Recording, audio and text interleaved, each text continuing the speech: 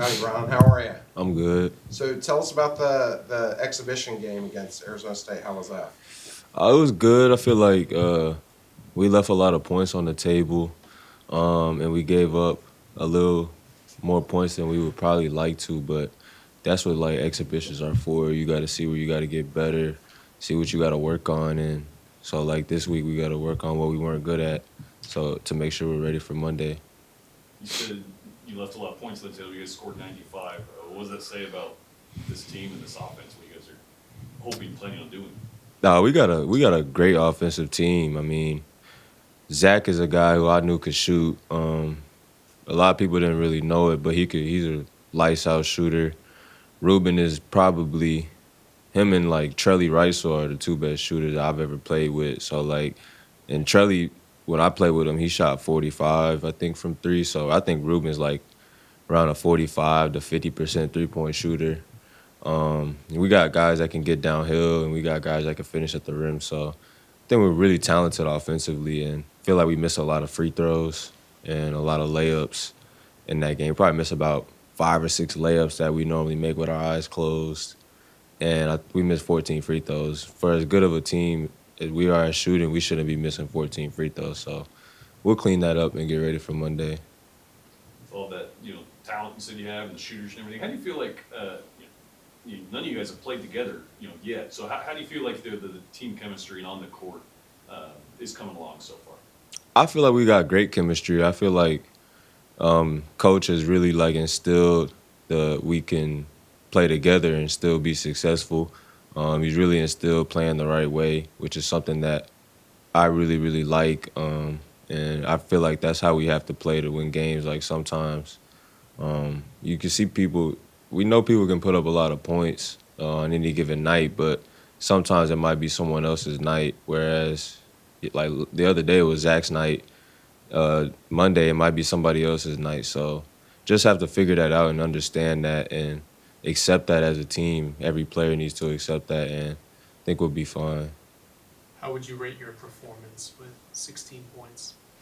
Oh, I did okay. I think I could have been better defensively. I think I could have got more rebounds. I think I only had like 1 or 2 rebounds. Like that's not gonna cut it at all. So made shots, but I think I could have did a better job of impacting the game without making shots, because every game is gonna be some games you might not be making shots. So it's about what are you doing to stay on the floor.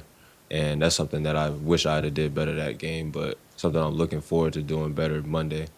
That was the second time y'all got to play somebody other than yourselves. Was it good to kind of apply that pressure and that pace against a team that didn't already know what was coming? Yeah, it's just good seeing like how it wears on the team that's not us. Like, so when we do it in practice, we got all the pointers on how to beat all the stuff. So it's kind of like night and day for us to beat it. But other teams, I just felt like Arizona State really got tired. And then I know some people don't really go deep in their bench either. So playing about 7 guys, 25-plus minutes, in that type system, you have no choice but to be tired. So it really wore on the Arizona State a lot, I feel like. And that's pretty much a big reason why we won as well. I saw that. I think out of y'all's 18 turnovers, like 14 were in the first 25 minutes of the game, and y'all only had 4 down the stretch. What kind of message was said at halftime to kind of affect y'all being cleaner with the ball? Oh, they just brought up how many turnovers we had. We know we're a better team than 18 turnovers or 12 or how many? 15 in the first? I think it was like 11 in the first. 11 in the first couple of minutes. So like we're way better than that. We should be looking at getting 11 for the game. So for having that in the first couple of minutes, and we're playing fast. It's a new system for a lot of people, for pretty much everybody for the most part. But playing fast, like from what I've seen from playing on the fast teams I played with in the past, you're gonna turn the ball over early. It's just about emphasizing the turnovers. I feel like when the coaches start emphasizing turnovers, then people start thinking, okay, I can't turn the ball over. Or when you break it down that we get no points per possession on that, not even a chance to get any points for a possession on that, it makes you really think about it like, do I really want to turn the ball over? Or do I really want to be reckless with the ball right now? And the answer is pretty much going to be no every time. So I think just with them emphasizing how much we turn the ball over, we got to clean that up, and we're focusing on cleaning it up. Hey, Rylan, the bench had a whole bunch of points. What does that kind of say about like the depth of the bench and the whole team? I mean, we just got a deep team. I mean, and this is just a coach that plays his bench. I mean, there's a lot of teams in college basketball with a bunch of good players on the bench, but their coaches don't really play them. They stick to like 5, 6, 7 guys. So them dudes on the bench don't really get to show what they can do every night. But this coach, he hockey subbed in that game. Like, I haven't seen that before since I think like when Devin Booker and them were getting hockey subbed earlier in the year. So like, yeah, he hockey subs and he plays a lot of guys, but I feel like we use that to our advantage. Whereas, like we play, there's gonna be some SEC teams that don't go deep at all. So, we have guys that are fresh. So we shouldn't really, in the way we play, you have to play hard every possession. So you need to get a break sometimes. And we got good enough players to where we can ask for a sub or coach could feel comfortable subbing us out. You a big hockey fan? Nah, not a hockey fan. Not a hockey fan. What did Chris Mcder mean to just the program as y'all were building a roster and having at least one guy that has some continuity to bring over? Yeah, Chris is great. Like you definitely could tell he played for A&M last year because he crashes the glass hard and he boxes out and he's real physical and he can defend and do all that stuff. So having him here and having a guy like you need players like that to win, and he does that at a very high level and he knows everything here. So I asked him where to go to class, where the dining hall is, all the stuff around, even best food spots out here. Like, he knows all that because he's been here. So he's been very useful on and off the court. The subbing, do you think, was that just for the exhibition, or do you think that that's going to be something that y'all do all season where you sub out,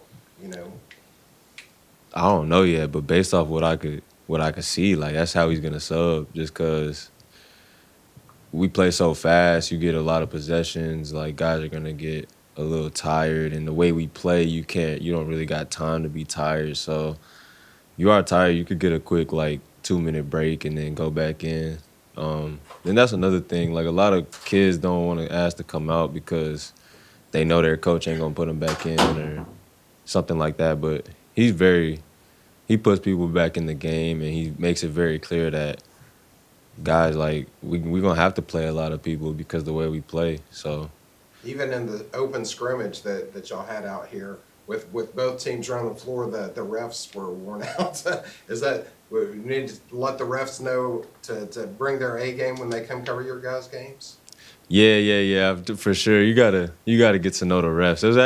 There are a lot of cool refs out here. Now, when we get into game time, don't know how cool they'll be then, but from when they come to watch us in practice or the 2 scrimmages we played, like, I try to talk to the refs to get a feel of how they are and try to see what they're gonna call and see how they're gonna call the game. So most of them are pretty cool though. So that's something that a lot of people don't know. But yeah, there's probably a lot of pressure on them to make the right call. And they probably, at halftime, they probably chugging a gallon of water. I know they tired, for sure.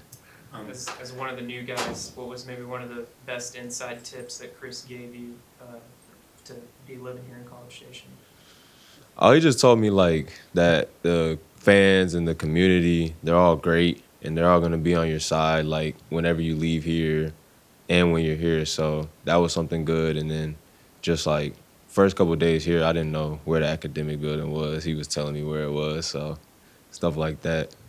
Looking ahead to the home opener, kind of what do you want to see and what do you kind of know about Northwestern State? I don't know too much, but they're a good team. Feel like they're gonna give us some challenges. But what I want to see from us is just no turnovers. I want to see us playing the right way, pretty much 90% of the game. Like everybody's gonna have plays where they don't make the right play, but it's not like they're doing it on purpose. It's just how basketball is. But 90% of the time, I want to see if we can make the right play.